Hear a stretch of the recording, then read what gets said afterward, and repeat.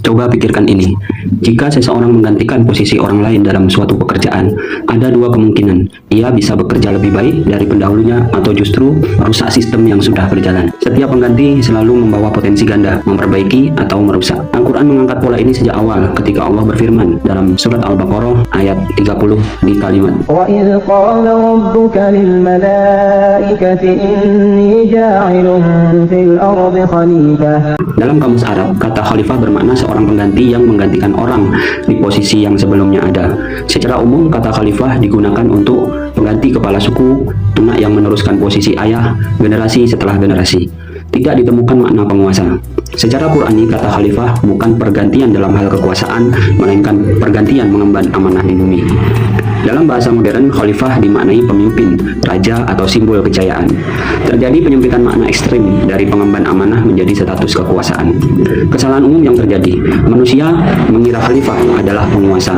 Manusia mengira dia pusat segalanya, mengira bumi miliknya. Padahal secara Qur'ani, manusia bukan pemilik bumi. Manusia adalah pengisi peran sementara di bumi yang bertugas menjalankan aturan Allah, bukan menciptakan kebenaran sendiri. Jika manusia memahami makna ini, maka benar salah tidak ditentukan, kehendak sendiri. Kehidupan dipahami sebagai amanah terbatas waktu yang akan digantikan generasi selanjutnya. Masalahnya, manusia seringkali membaca dirinya sebagai pemilik, bukan pengganti. Akibatnya, merasa berkuasa, sulit menerima batasan, sulit menerima kematian.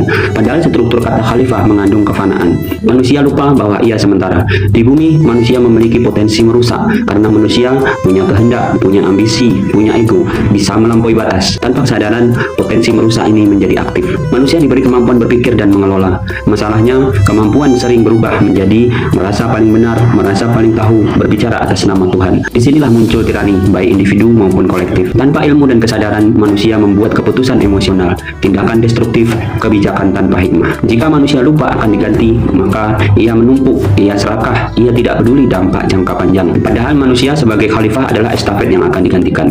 Allah menjadikan khalifah diawali dengan pengajaran ilmu. Kesadaran ini menjadikan manusia menggunakan ilmu sebelum bertindak, memahami kebenaran, memahami konsekuensi. Tanpa ilmu, khalifah berubah menjadi perusak.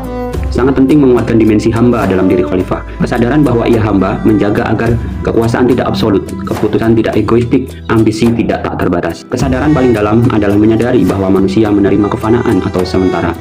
Manusia memiliki kesadaran bahwa ia akan diganti, ia akan kembali, ia akan dimintai pertanggungjawaban. Ini menenangkan sekaligus membatasi. Sebagai khalifah, manusia mengelola potensi bukan menghapusnya. Ia tetap punya motivasi, ambisi, kreativitas, tetapi mengarahkan sesuai petunjuk Allah. Setiap kita adalah khalifah, setiap pilihan bisa menjadi perbaikan atau justru bagian dari kerusakan. Mari kita renungkan.